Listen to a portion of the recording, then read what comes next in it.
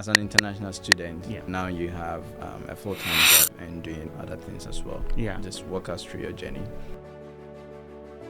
I came to the US roughly 10 years ago as an international student, studying software engineering. And the international student in the US, it's not easy. And we came in. What things did you do differently in order to get to this point? The first few weeks when I was waiting for my OPT, right, I was like, oh, it's going to come. I waited like 6 weeks and it hadn't come. And then I lost the first offer. So then I was like, well, I can't sit on my hands, right? I don't know if I'm going to lose the other offers. So then I started applying.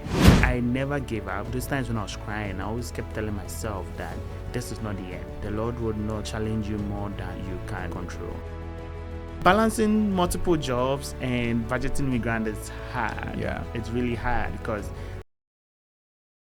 Welcome to the Success Mindset podcast. Today I'm here with a very good friend, Enos, and I'll let him introduce himself. The budgeting immigrant. Right? Yeah. I'll let him introduce himself. But on this podcast, we invite people and we have a conversation, a very free flow conversation, talking about people's experiences and what they have done to become successful. And the hope is that you will also learn one or two things from them and apply it in your own life to become successful. It doesn't really matter what you're doing, whether in sports, finance, education. We talk about all these things. So, Enos, why don't you introduce yourself to our audience? Well, hi everyone. My name is Enos Ampao, or some people know me as the Budgeting Immigrant on YouTube and Instagram. And I recently started a TikTok channel too. Oh, so, okay. I didn't know that. I got into TikTok and now I'm stuck. Sometimes I spend hours in the evening before I sleep. I'm scrolling through it, but but I have to improve on content. A lot has been going on in my life recently, so of course I've kind of been lax on content, but hopefully it will kick back up very soon and I would answer most of the financial questions you have, especially about the US and the US economy and how it works. Cool. Yeah, so Enos, what do you do besides these side hustles? Like, what do you do? That's a good question. Like, every time someone asks me what do you do, I'm kind of confused, right? Because so I tend to say I'm a software engineer, but I do not code. My current job, I write some queries, but I do not code. So at one of my companies, I'm more of a product manager, kind of business analyst in between that, where you facilitate and manage projects and products. So I own a couple of products and projects, and I keep them running. Some of them are applications, which Smith is a big experience on. It's insurance applications for both the members and the providers.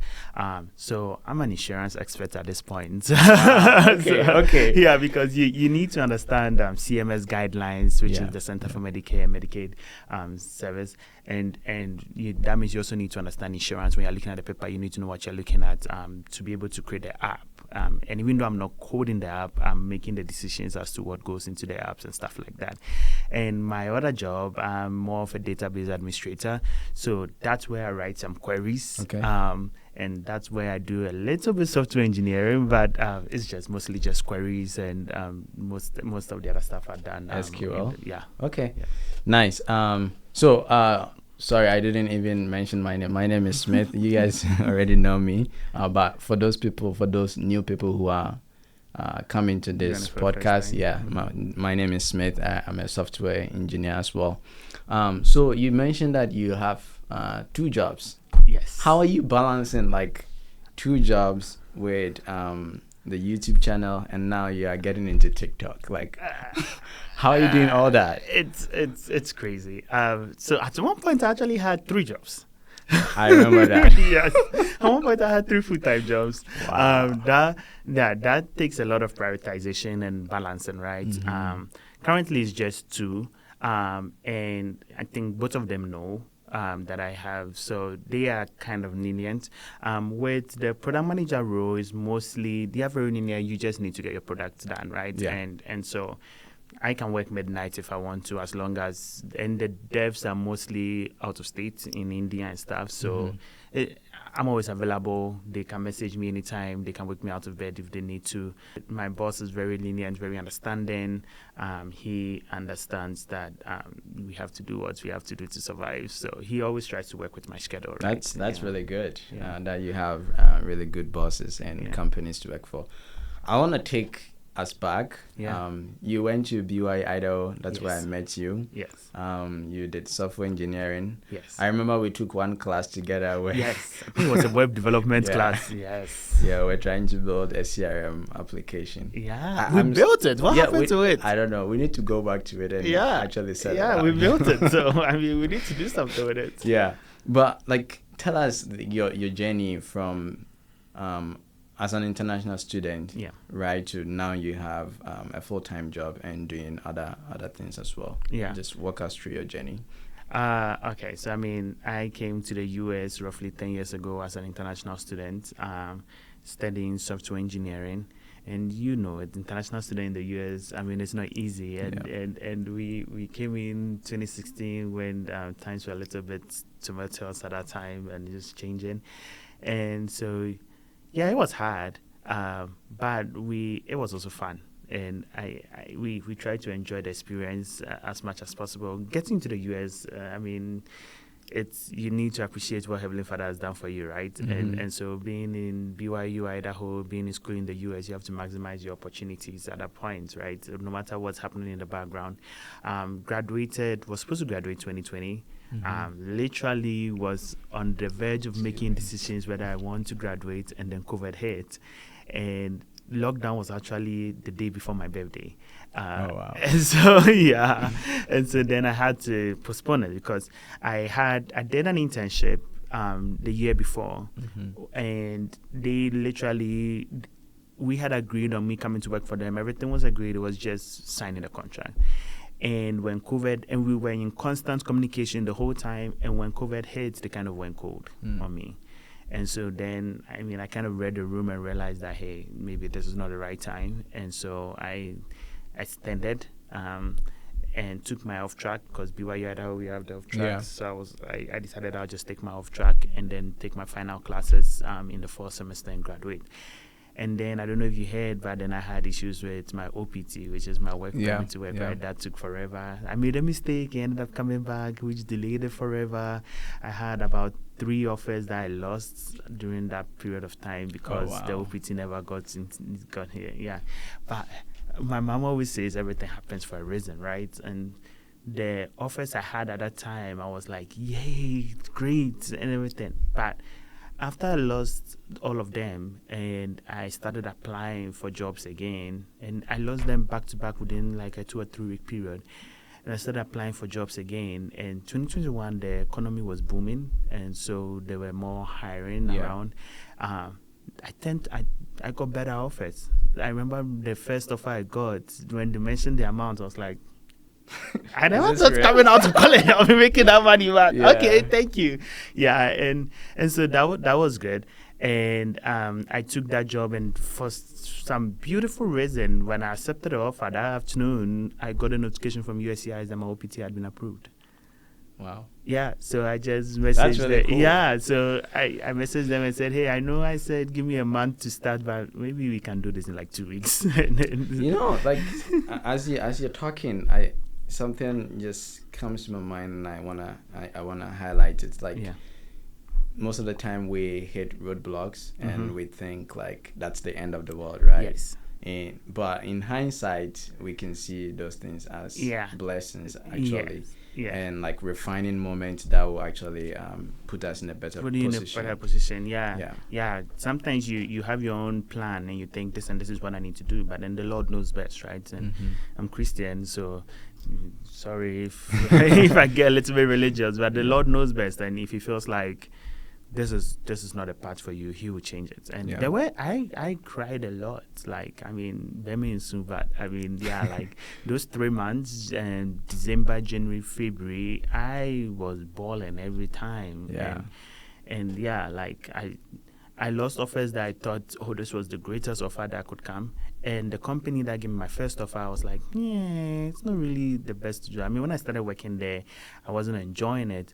But then that was when I started getting into working additional jobs, because when I lost the 3 offers, I was looking to take one, and then I had the other one as a backup. So I was hoping my OPT comes and I told them, hey, I'm sorry, right? Yeah. But then when I lost all of them and I started applying and I got this one job, and then the company that kind of skipped me in 2020 gave me another offer again. And so then I was like, I'm working from home, so I think I can do both of them, right? I had to go to the office, but then this company, they were very relaxed. I think they thought I was still in school and I was graduating that year. So they were mostly like, well, we would have 1-hour meetings in the morning, stand-up, stuff like that. And then you know what you have to do, go get it done. And then we'll meet every morning and go over it. And so it allowed me to, even if when I had to go into the office, come back home around 3, 4, start working, get my stuff done before the following morning when I had to take meetings.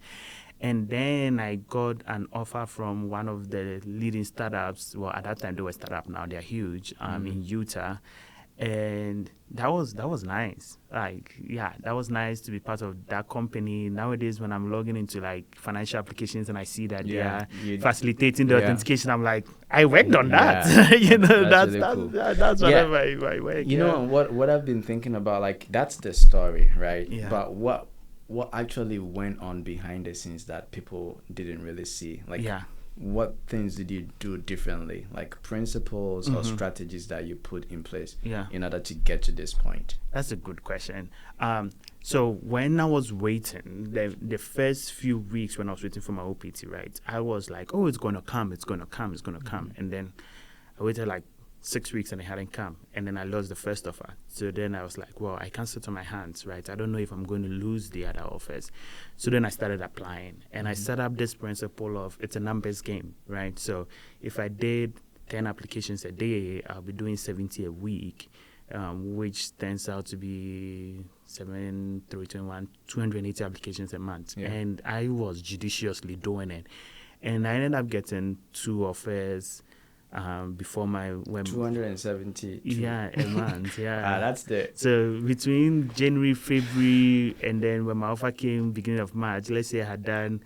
So I lost my first offer last week of January, and then my second offer first week of February. So then I started applying. So I had 270 applications, and I got 1 offer. Yeah. And then I kept applying because I hadn't started, and my OPT had not. You can't work until the OPT is in your hands, right? So I wasn't willing to risk it. You don't know, USCIS, they could delay anytime.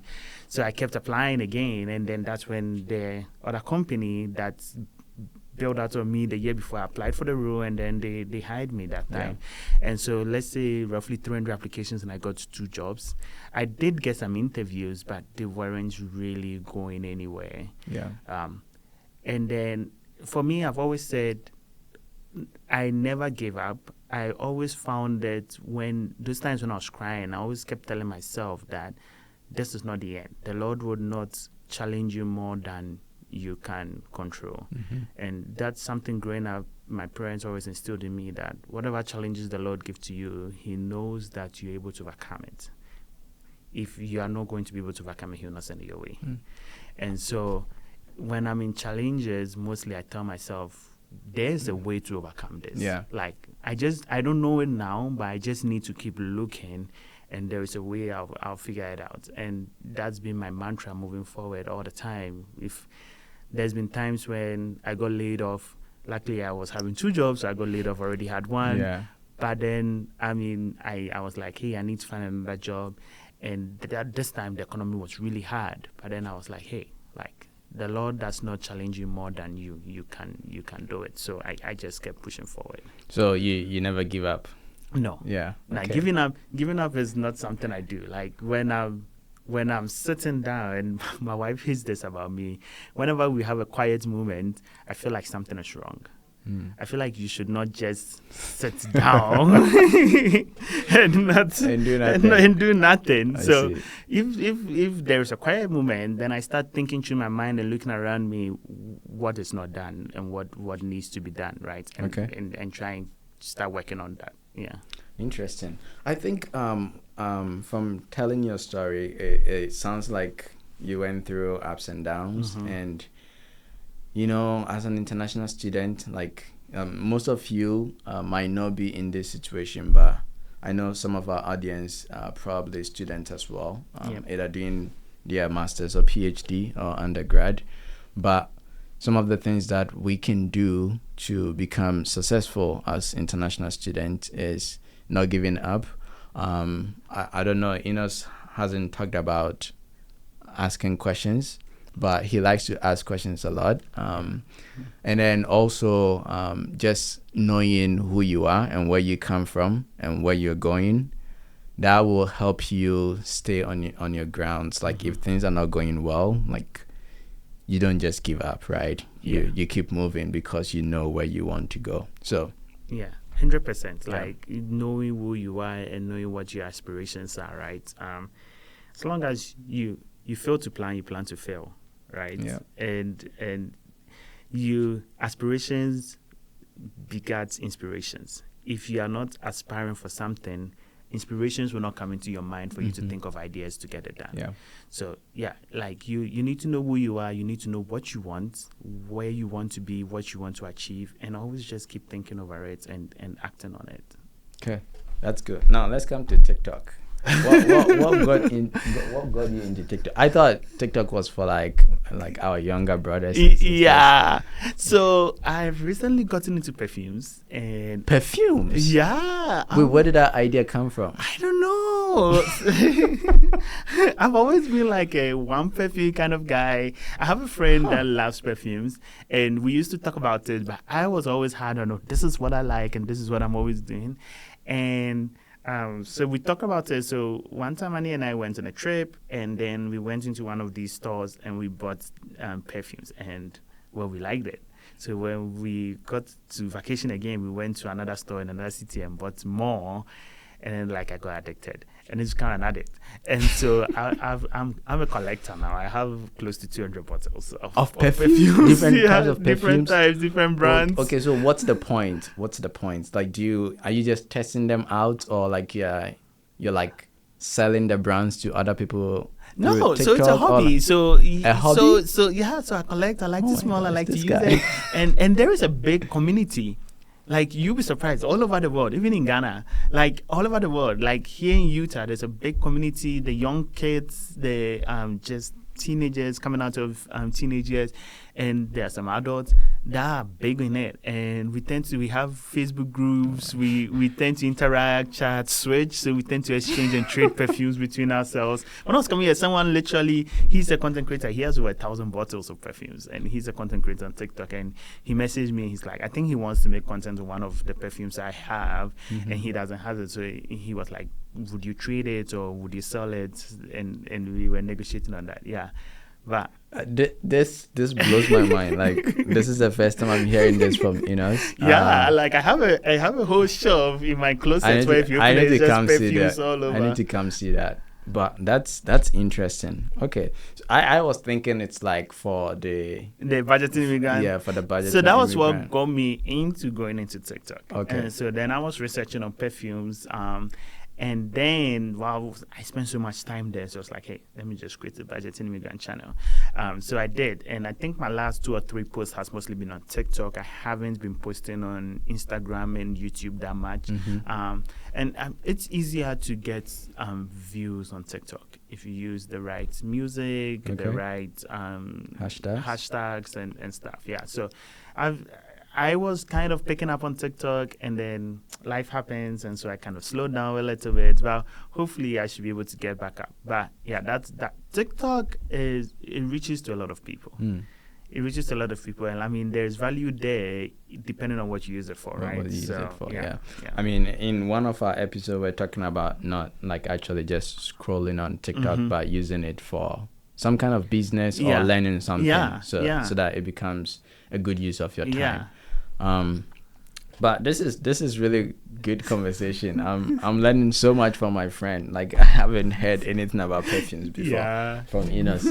Okay, so I will touch base on the Budgeting Immigrant, and then we'll go more deeper into it. But what got you into Budgeting Immigrant? Yeah, so in college, I remember you used to make the comment that Eugene and I were always talking about money, right? You guys like money. I mean, I like money, but you guys is the next level. Yeah, we were always talking about money, and we were always like, hey, how can we maximize our earnings, right? How can we maximize our potential? So, and again, one thing I didn't mention throughout the journey I've been through in the US, you also need to understand the system. Mm-hmm. And the US system is built up in a way, capitalism is built up in a way that everybody stands the opportunity to succeed as long as you're willing to put in the effort and the work, right? And so if you're willing to stay up at night to make more money, they are not going to hold you back, right? Mm-hmm. Good luck on that. Yeah. And so that's what got me into the Budgeting Immigrant, because I found out that there were so many things that the US offered that we were not tapping into at all, right? There are so many things, health-wise, insurance-wise, tax-wise, that you can tap into and will maximize your potential, right? Maximize your earnings, your paychecks, your ability to do stuff. And so, that's what got me into the Budgeting Immigrant. I started applying it. And then my wife had some of her friends reach out with questions, and some of her workmates asking about 401ks and stuff. So I answered them, and then my wife was like, why don't you just start a channel and just talk about these things? And if you know me, I'm a very shy person, and so I don't really like to put I don't want to show my face, let alone talk about my personal experiences, which is why I feel like I struggle on the channel a little bit, because I think I have to be more candid and open and talk about what I did. I try to generalize it and talk about what could be done instead of what do I do that makes a difference, right? So maybe once I get to that stage, I would start improving on the channel, But so it's mostly I started by answering questions about 401k, about taxes and stuff like that.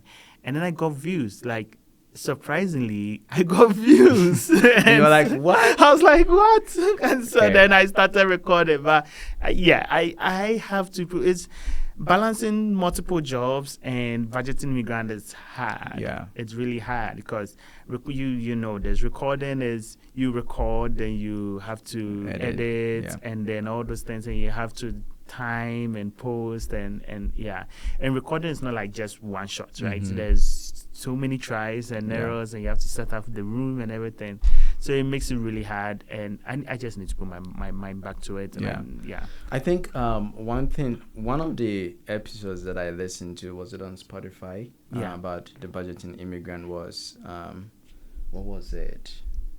It wasn't 401k, it was credit cards. It was credit cards. Yes. And I learned so much from it. Like, I was like, oh, I didn't even know this existed, right? Credit cards, man. Like, people make credits look like it's evil. And you're like talking about how the time that you need to pay off your credit card so that you don't get interest, and you can postpone. Like, it was really helpful. I shared it with my wife, and she was like, that's really good content. So I think one, you mentioned about understanding the system. Like, what do you think you did differently that you got to the point where you could answer questions that, like, some of us, we were not able to do that? Smith is asking, like, the deep questions. I mean, like, that's what we are here. He's trying to make me go into my brain and find answers. So, yes, I like learning. And I think you mentioned earlier that I ask a lot of questions. I love learning. And when I'm sitting down and I'm doing something and it's not impactful, I feel like I'm not using my time wisely. So I spend a lot of time on YouTube. I pay for YouTube Premium. Everybody who knows me thinks that's crazy. But I watch a lot of documentaries on YouTube, and they are mostly 2-hour, 3-hour documentaries that if I was getting commercials in between them, that would end up taking 6 hours of my time, right? So, so I just pay for YouTube Premium. But I like learning. YouTube is the best university in the whole world. You would be surprised. And in college, Eugene and I, we used to have this idea where if a question came to mind, we just Google it. So we Googled random stuff. It's very random stuff. I know you don't Google anything you show me. I'm like, why are you even thinking about this? Why did you even think about that? Like, random stuff. And they all have answers. So credit cards, what got me into credit cards was my first year in college, my current wife, well, my wife, to my current wife, like I have an ex-wife. And you need to listen to this. my wife and I, we bought a car around Christmas, right? And we paid cash. And we drove to Utah, and we went to Arizona and Vegas for vacation with my sister, or was Disneyland or something. We're coming back, and it was snowing, and we got into an accident. Oh. And we had used all our money at that time to buy the car, right? So, Charlie, how do we fix the car? And our insurance at that time was liability. So you pay for the other person's car, but you have to fix your own car.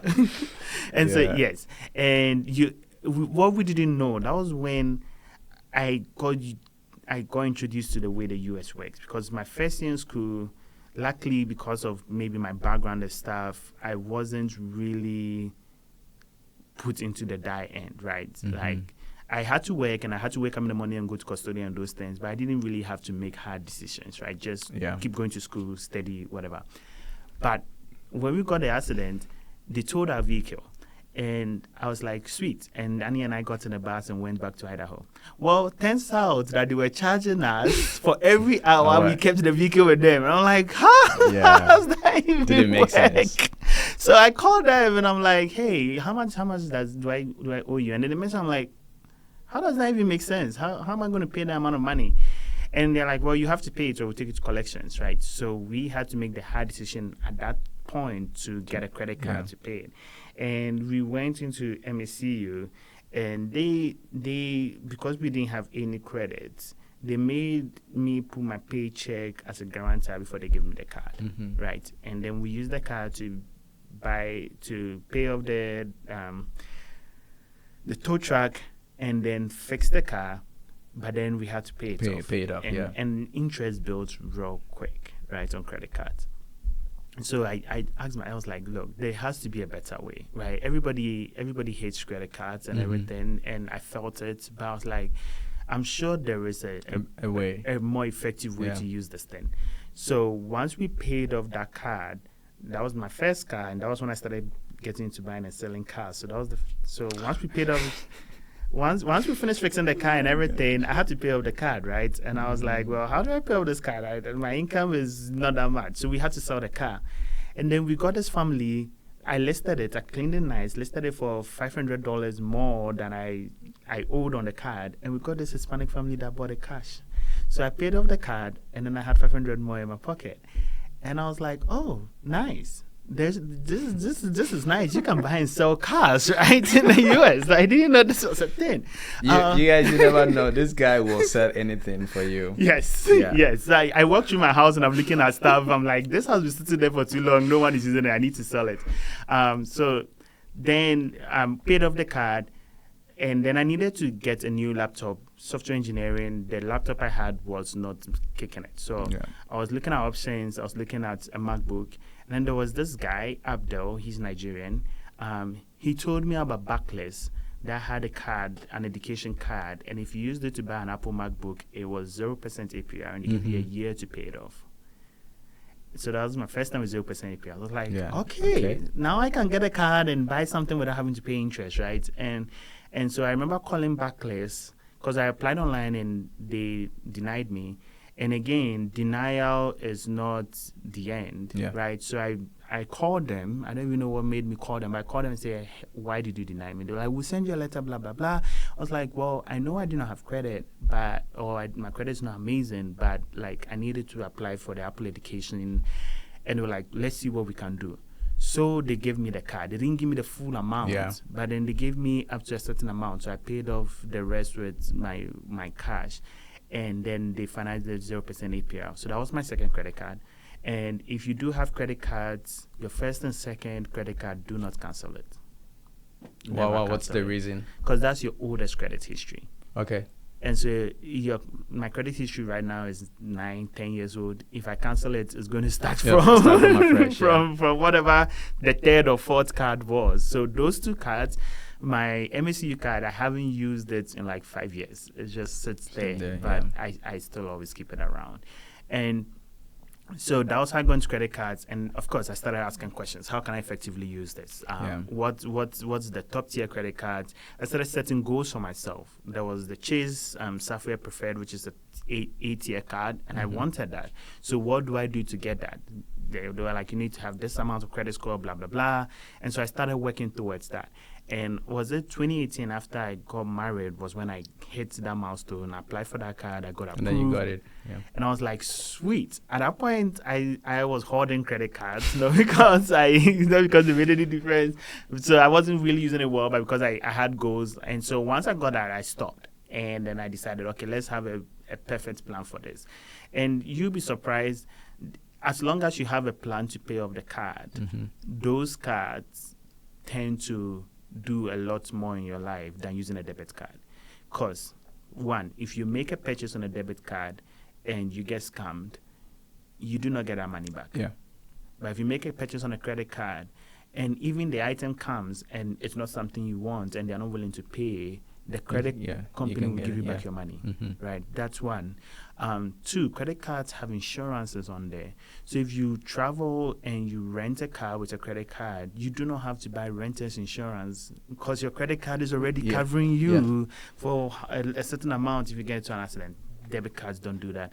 Also, if someone steals your debit card, I mean, maybe getting your PIN is the hardest thing to do, but if they steal your card, they can go swiping it around and they are not always required to put in pins. Compared to someone steals your credit card and they spend $100,000 on it, the $100,000 is not on you. It's on the bank. So it's kind of a layer of protection for you, which is why I settled. And even Annie and I, we use every month we have a spreadsheet. I don't know. I think I mentioned it on the Budgeting Immigrant, Budgeting Immigrant channel.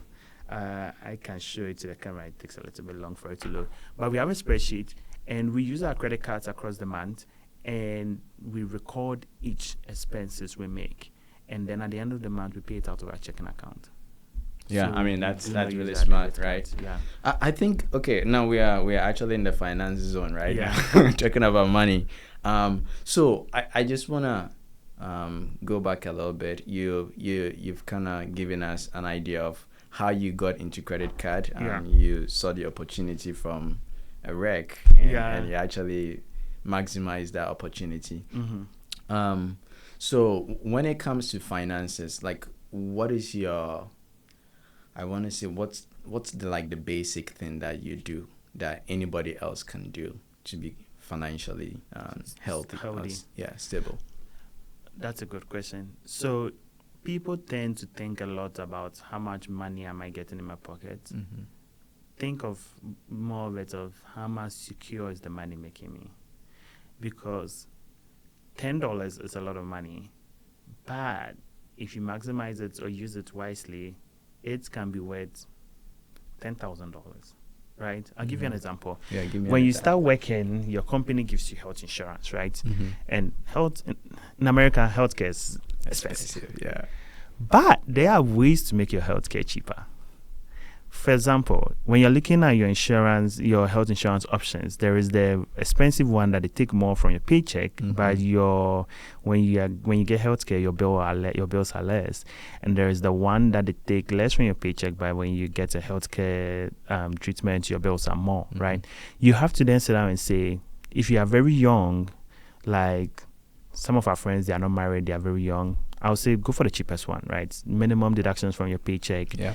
If you ever fall sick, which is rare because you're a very young, healthy person, then you pay what you need. Even with that, there is the health savings account. Yeah, HSA. That has, is it 3,500 single, 7,000 or 8,000 married? Married, yeah. That you can contribute into tax-free. So basically, they are taking money from your paycheck, the money that you'd have paid to the government and would have never seen it. They are taking that money and putting it into a health account to pay for your healthcare expenses. That if you ever need to, that money is there. So you are not necessarily losing money. I know people feel like if I contribute to my HSA, maybe I would have kept that money. Yeah. No. That but like even if you keep the money, what are you gonna do with it? It's either sitting in your savings account and it's not yielding. It's not yielding anything. Yeah. So let's say you put 3,000 divided by 12 is $250. So that's $125 a paycheck, right? For that 125, 75 of that would have gone to the government anyways. No matter what you did, it would have gone on to taxes. Like there's nothing, that money was never coming to you. So in actual sense, you are not spending $125, you're spending just $50. Right? But so people are like, $125, that's a lot of money. It's not. It's actually just $50 from you, because that 75 you were going to lose it anyways, no matter what you did. Right? And so that's one thing. You can put it in there, and that would take care of your expenses. Then they have supplemental insurance. It's kind of an umbrella over your health savings account and your health insurance, where if you fall sick and you go to the hospital, they would give you money. So they will say, maybe if you get admitted into the hospital, the first they will give you $1,000. Any day after that will give you $200. So if you're in the hospital for a month, 200 times 30, right? That's $6,000 plus the 1,000 first time. That's $7,000.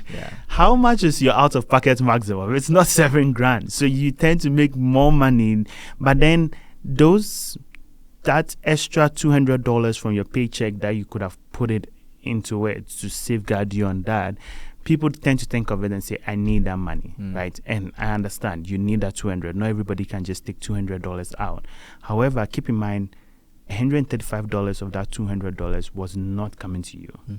So you are actually paying roughly $65 to $75. That's how much it's costing you to have all those protections. Right? So when you're spending money, you tend to think of how secure can it make me, right? And the money is hard. So financial security. Financial security. That is my priority. I tend to buy a lot of random things. Mate knows that. I spend a lot of time on Facebook Marketplace, and I tend to buy, like I tend to buy and sell cars a lot. With the cars, I always tend to get warranty. Right? It's expensive, but I'm like, if this car gets spoiled and I have to fix it, I do not want to go into my savings account to fix it. So if I'm going to pay $2,000 across 3 years, and then if this car, I own it for 3 years and I spend $21,000 on total fixing and everything, that saved me $19,000. So I'll do it. Interesting. Yeah, that's just it. And I mean, not everybody can do that. I understand it's hard. Money is hard to come across, and you don't always have to get everything and anything, but you have to know yourself. Is what you said. So if you're getting a smaller, let's say you're getting a much more cheaper car, and you know that I can afford the maintenance and stuff, fine. But if you're getting a car, and you feel like, hey, if this car gets spoiled, I will not get a warranty. It will give you peace of mind. Yeah, that's a good point. I think another question I wanted to ask, if I can still remember, one of your podcast episodes, you talked about, like, was it assets? Is it oh, let me see. I don't remember, but you were talking when you about, mention assets, I think I know what you're talking about. Yeah, but I think so these are all my spreadsheet net worths calculator. So these are all my spreadsheets. So I have my personal budgets that go, and I don't know the camera would be able to pick it up. I don't think so. Every time I'm getting a loan, I have a loan calculator in there that I go in and I put in the numbers, and then I factor it into my budget, and it has to make sense. If it doesn't make sense, I'm not doing it. And of course, I have my saving sheets. Everything I do, even when I'm going on trips, I create a spreadsheet. I plan on the spreadsheet. It's spreadsheet. It's boring. Like it is. Money is boring. Yeah, like I don't like spreadsheets. I don't know. Yeah, it's boring. Money is boring, but that's what makes it interesting for me. The boring part, because when you plan to fail to plan, you plan to fail, right? When you plan, you have, every time we're going on trips, a budget. We always go over budget, but at least I know exactly how much I went over budget. And even when I'm going over budget, I sit down, look at my budget again. And another thing, people tend to think of money as my pay. Don't. Okay. Think of it in annualized. You make a certain amount of money a year, and when you're planning for that money, you can maximize the potential of that annual income compared to that one paycheck, right? So when you're buying a house, they don't look at your single paycheck. They use your annualized income. It's because they can tell that, well, if maybe you fell sick and you couldn't take a PT and you didn't have PTO today, at least you can make that money moving down the line. Yeah. So when you're planning, don't plan for this week and this paycheck. That's hard. That's living paycheck to paycheck. That's very hard to accomplish.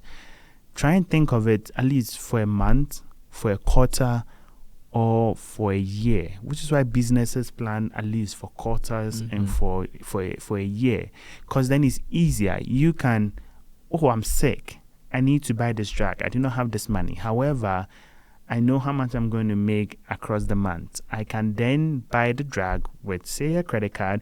And when you're using a credit card, have a plan to pay it. Yeah. How do you come up with a plan if you don't have the money? Well, you know how much you're going to make across the month. So you can then say, I'm going to try and reduce my expenses that month by $50 or $100 to buy the drug. So that you can pay off the credit card. Yeah. That's good. So, like, let's take an example and budget right now. Like, if I don't know how to budget, like, how do I approach it? I don't even, like, I'm not thinking in terms of annual income. Yeah. I'm just thinking, like, paycheck to paycheck. Yeah. Because maybe I don't have a full-time job. Yeah. Or I do have a full-time job, but my payment is not, my salary is not that much. So, like, how do I approach it? Well, so I think if people go on my YouTube channel at the Budgeting Immigrant, I have one of the videos where I actually budgeted. So I have an income tab that tabulates all my income for the month. And then I have a column that adds it all up. And then I have another column that tracks how much overspending I'm making. Okay. And that overspending taps into a different tab where I have an actual budget, right? So that breaks it down. And I always do that. So let me see if I can quickly open that. My wife is never going to be happy that I am showing my budget on here. I mean, nobody's going to see that. But no one can even see it. So that's good. But I've broken my budget into auto, which is cars, entertainment, restaurants, lunch, market, gym, mortgage, medical expenses, fuel, utilities, household cleaning, subscriptions, miscellaneous. It goes on and on and on, right? And there's car insurance, donations, projects, and I have budgeted numbers for every single one of them. Okay. And how much time does it take you to do this? Well, I mean, I've done it so much that now it's automated, right? So, and I, are there tools that you use? No, I just use numbers on iPhone. On numbers, okay. Yeah, okay. Yeah. So the reason why I created the spreadsheet, when we got married in 2018, we always used to fight about money. It's normal. People are still fighting about it, and they are married for like 50 years. Yeah, like she would cry, and I'm like, "Why are you crying?" And you overspent. Like, we need to figure out how to make that money back. I don't know why you're crying. We're always fighting over money, and so then she was like, "Can you create a system that would make it easier for me to track this," right? So then at first we used to use the notebook, and every month I write in the notebook, well, this is how much you're spending money, is this how much my spending money is, this our rent, this is how much we can spend on eating outside. Please don't eat outside alone, we need to eat outside together. And it was working, but it wasn't working effectively. Yeah. Because then we'll spend the money, but no one is writing in the book. And so how do we track it? So you don't like have a system to track what you're spending? Yeah. Okay. So then at the end of the month, we come and sit down, and then we're like, okay, this is how much we have, this is how much we spent, we have to pay it. And then we realized we were always in the negative. And so then I thought of this. I think and actually this spreadsheet got me a job. It got me a job at the Utah startup. Now it's not a startup, but the Utah company I mentioned. Yeah, during the interview I mentioned I have an automated spreadsheet. They're like, can we see it? And I was like, sure. So then I took my MacBook, switched the call over, explained it to them, and they're like, this is exactly what we do. Looking for. Yeah, this is exactly what we do, and that's how I got that job. So then I built out a spreadsheet, and at that time it was very manual. So when you spent, you had to come and type it in and record it, and it was working, but it was very intensive. So then I kept thinking of tinkering, and I figured out, well, I can make it so all you needed to do was record how much you spent, what card you spent it on, and categorize it. Yeah. That's all we need. That's what we need to track how much you are spending. So if you spend it on lunch, put it in what card, we know which card to pay and how much you spent. And you just do one page, but then once my wife types it on that page, it pulls into the budget tab and automatically populates it and then tells her how much is remaining for the lunch money. So next time she's going to buy lunch, she can look and say, well, this is how much I have left. And it automatically goes into the income page and deducts from the total income. So big picture, because I don't like to think paycheck, I like to think big picture. How much do I have left? Right? Yeah. And so then now I hardly ever look into the transactions page unless I'm recording something. I always just go into the account tracker, which is where all the cards are tabulated, and say, how much have we spent? And then I look at my income. Am I in the red? As long as I'm not in the red on my income tab, I'm good. I can keep going. Yeah. But yeah, so that's just it. Yeah. That's really a good system to have in place. I think if you have this somewhere, I will really love to share it with my audience. So if you go on the budgetingimmigrant.com, there you can download the spreadsheet. Okay. Yeah, I have it uploaded there. There's a template. It's a template, and you show how to use it as well. Okay. Yeah. There are instructions on each page, and the YouTube channel. I have the YouTube channel where I recorded on how to use it. And also, if you have questions, just message me. Cool. Like, reach out to me. I've had people reach out to me about the spreadsheet. I've sent it to a lot of people. Someone wanted me to convert it to Excel. Now, I hate Excel. I hate Microsoft. So I wasn't willing to take on that way. So you don't like Excel, just like I don't like Excel. It's boring, like I said. Yeah. But it's also very important, right? Yes. At work, I use it all the time. I think the most important thing is like knowing how much income is streaming into your account and how much is going out. And like the medium or the mode that you use to pay for expenses. Yes. So if you're using credit card, find a way to pay it back. Always have a plan to pay off your credit card. Always have a plan. That's a good advice. And I mean, when you think of money, you are like, why are you working hard? If I ask you right now, why are you working hard, Smith? That's a good question. I think for me, my value is I want to work so that I can provide for my family and help others. That's my main motivation. And that's a good one. Yeah. And so then you create a budget that tailors to exactly that, right? Like people's motivation is, I want to retire well. Well, okay, you have to create a plan that tailors exactly to that, right? Because again, if you are working and you are not able to enjoy your money, then what's the purpose? There's no point. Then what's the purpose? Why are you doing it? And so I always tend to tell people whenever they reach out and we work on the I'm like, always when you're budgeting, look at how can I spend time on myself. You need to pay yourself. There are two people you need to pay in your life. You need to pay yourself now. You need to pay your future self. Right? How do you pay your future self? Savings. So that you should always have that taken out of your account. You don't want to see that money because you spend it. So you want that money, 401k, and with 401k, people are throwing a lot of money on the ground because they are not contributing enough to get their employers their employer contribution. Most employers say 6%, and then we'll give you 3%.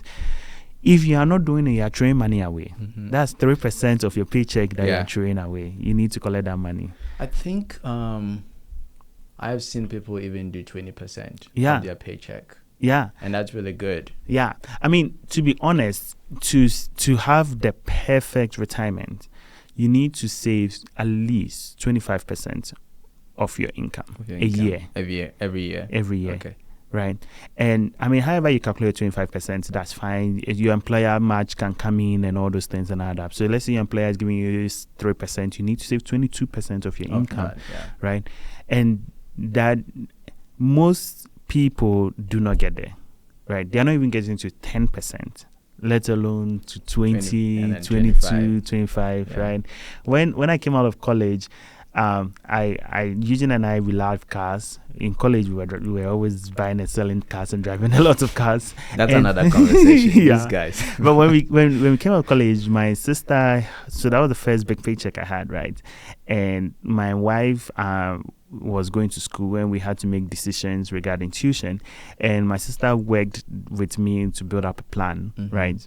And my sister is the one I learned a lot of financial literacy from, and her husband is kind of like my financial mentor. However, they are very safe. They don't like taking risk. Yeah, I'm more risky. So I want to take risks. Yeah. So a lot of the things I do, they wouldn't go near it. I mean, the bigger the risk, the higher the reward, right? Yeah. So she built out a plan, and I looked at that plan. I was like, there is no space in here for me to like contribute to my retirement, buy any of the things I want. So I need to get another job. Yeah. So okay, now let's talk about investment. Yeah. What is your idea? I mean, I don't want to go too technical, but like to a very low level before we get into the details. Like when it comes to investment, what is your idea about that? Like, so as in what should you invest in? Yeah, what you should invest in, what it means to you as a person, yeah, what it can mean to anybody as well. Yeah, like what's that? So when I think of investments, I think of paying my future self. Okay. Right. So every time this year, and you know this, we have some life-changing decisions coming out in our family. Yeah. So we had to reduce our investments a little. And I think of it like I'm stealing from my future self. Right. They don't know it yet, but I'm stealing the money. Right. And I need to find a way to pay them back before it's time. And that's how I think of it. So when I think of investments, it's my future self, and I'm paying myself so that when I'm 55, 60 years, I'll be able to start enjoying that money, right? And that means that how can I maximize that? I know I said I'm a risk taker, but when it comes to my retirement account, I do not take risk. No risk I there. just put it in the S&P 500. Yeah. I don't think hard. I don't try and look at the market. Yesterday, the S&P 500 hit an all-time high. All-time high. Oh, really? Yeah. I don't even know about that. I'm not tracking it. Yeah. Oh, I track it a lot. You shouldn't be doing that, but I track the markets a lot. But the S&P 500 hit an all-time high yesterday. It hits all-time highs every year at this point, right? But on average, you make 12% in the S&P 500, right? That which savings account gives you 12%? No, there's none. So it makes a lot of sense to put that money in your retirement or the S&P 500 and just let it compound. You don't even have to look at it again. Just let compound interest do its thing. Yeah. And within 20 to 30 years, see it this way. Every time your money doubles every 7 years. So if you put $1,000 into the S&P 500 right now and you do not touch it, in 7 years it's going to double to 2,000. Yeah. That 2,000 in 7 years, which is 14 years from when you put $1,000, is going to be $4,000. But even before that, you might have added more. Which you need to do. You need to add more. Where we said 25% of your income. Yeah. It's not just at the end of the year you put 25% of the income. Don't try and time the market. Don't think to yourself, like at the beginning of the year, tariffs and everything, and the market was tanking, and I was looking at it and I was scared. Like I saw how much at the beginning of the year my investments was, and then it was coming down. But then all-time high yesterday, right? It's like it's a long term. It's a long-term game, yeah. So just keep calm. Don't do what I do. Don't be tracking it. Don't be looking at it. Just let it do its own thing. Just make sure you are always contributing. I always say time in the market is better than timing the market. Yeah. Like you are not Warren Buffett. You would not be able to time the market. Just keep your paycheck to paycheck contribution in there. Keep buying the usual things you always buy, and the market will correct itself when it needs to. So that's a very good point. Another question that I had was like, what are the investment options available? And like you talked about retirement. I know you mentioned about different types of health insurance and stuff. Yeah. And no, retirement insurance. Oh, retirement. Yeah. Retirement is a 401k. Different types as well. Like what tools or systems do we have that we can take advantage of when it comes to that? Good. So we talked about a paycheck and insurance, right?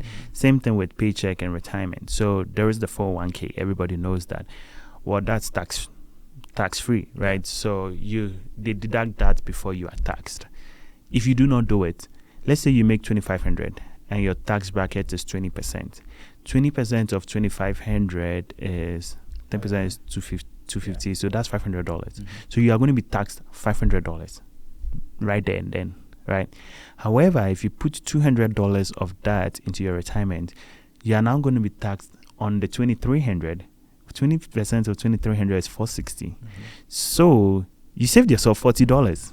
The government gave you $40 as congratulations for contributing to the retirement. Okay.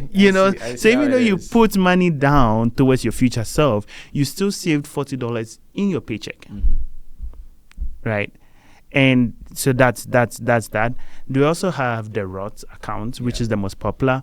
Now, most young people, if they ask me and I say, "What's your tax bracket?" They do not know. You need to know your tax bracket, because when you are making decisions, your tax bracket determines what decisions you make. There's a certain amount of money you make that you are not taxed on because of the standard deduction. So the standard deduction last year was 30. This year was 30,000. I heard the big beautiful bill is going to increase it to 33,000 for married filing jointly, and I'm married, so I look at it from the married side. So basically, if you make below 33,000, you are not paying taxes. Whatever taxes you paid, you get it all back, right? So you need to know your tax bracket. That way, when you're making decisions, you know, okay, I'm contributing towards my 401k. My tax bracket is 33%. So how much out of that 33% of taxes am I saving on that, right? And 33% is really high. I don't think millionaires get taxed 33%, but that's it. Then there is the Roth. The tax brackets come in because if your tax rate is below 25%, 30%, then it's better for you to just do a Roth. Okay. Right. If your taxable, your tax bracket is within the 25-30% range, you're not really saving any money at that point. So just do a Roth. Just to put this out there, if you don't know your tax bracket, if you get your 10, oh my gosh, I've forgotten the file name. The 1099 is for contracts. W2. W4. If you look W4, at W4 and you look at the vertical column across the horizontal, like if you're married filing jointly, that's where your tax bracket is. And if you're single, it's different. So the US pays you more for being married. Yeah, and for having kids. So those of you who are willing if you're looking for more money, go into that business of getting married and then having kids. I think those are the questions that I had when it comes to like the finances. I've really enjoyed learning a lot from you. There are so many things you said. I'm gonna go and do more research about them and see how I can apply it in my own life. But I think for Success Mindset in particular, what we want to learn from your experience is how, like, you transition from as an international student, going through everything that you went through, not giving up, and also becoming more literate about finances and learning about the U.S. system, right? And you don't have to be a U.S. Resident to do these things. You can do this in anywhere that you live, whether you're living in Ghana, somewhere in Africa. We pay taxes in Ghana. We have a tax bracket in Ghana. We get tax returns in Ghana. So these are some of the things that you can do to manage your business if you're working or if you are employed by another organization. These are some of the things that you can do to remain financially stable, right? We know that in certain countries, the luxury isn't like compared to what's here in the US or some European countries, but the principle is generic. Like you can apply it anywhere. Like knowing how to manage your money, the money that's coming in and the money that's going out, being able to track that helps you a lot to know where you stand, and also contributing to your retirement as well, and your future self, like Enos mentioned. Those are the things that we want to focus on today. I've really enjoyed talking to you. Yeah, thanks, right? I really enjoyed coming here. I haven't recorded a long time, so recording today was kind of fun, right? Yeah. But I need to come and see those perfumes that you have. Oh, yes. 300 perfumes. I have close to that's- 200. Yeah, that's and I at this point I'm ordering like every month, so it keeps growing, But Wow. but if you have any questions, and I know like throughout this conversation I just generalized everything, right? Like with the taxes, I know it's marginal. No one is taxed fully 33. Yeah. You tax 12%, 20%, 25% upward. If you have any questions on identifying your tax brackets, stuff like that, reach out to me, Budgeting Immigrant, on Instagram, on TikTok. He's now and he's I'll now a answer your TikTok questions. influencer. And you can go to the budgetingimmigrant.com. I have a bunch of spreadsheets there that you can also just download and use. Yeah. Thank you, Enos, for joining us today. This has been the Success Mindset. Today we talked about Enos' experience as an international student, how he transitioned from a student to becoming a full-time software engineer, project manager as well, and now doing financial literacy as well. If you haven't subscribed to this channel, please do so, and also check out Enos's YouTube channel and find him on TikTok as the Budgeting Immigrant. Budgeting Immigrant. Yeah. Thank you all for joining us, and we'll see you again. Bye. Thank you very much. Bye.